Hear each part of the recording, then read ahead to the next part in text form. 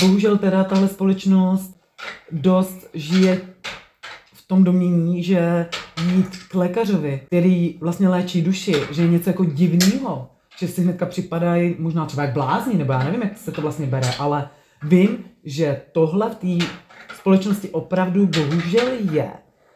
Že to, že jde někdo k doktorovi, jako tady, já nevím, na krční, nebo to jim přijde samozřejmě úplně naprosto 100% normálně, automaticky. Ale aby šel někdo psychologovi nebo terapeutovi, tak prostě si ťukají na čelo, že jo? Spousta lidí. Si říká, jo, to bude dobrý, že to nechce se ti takhle, že jo? Ale... No to taky, ale spíš mají ten předsudek.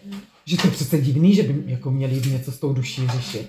Přitom, panebože, ta duše, jako to je, to tělo taky potřebuje léčit, když je teda nemocný. Co je na tom, když je pochromaná trochu ta duše nebo bolavá, taky potřebuje pomoc. A nečekat, až se to projeví na té těla.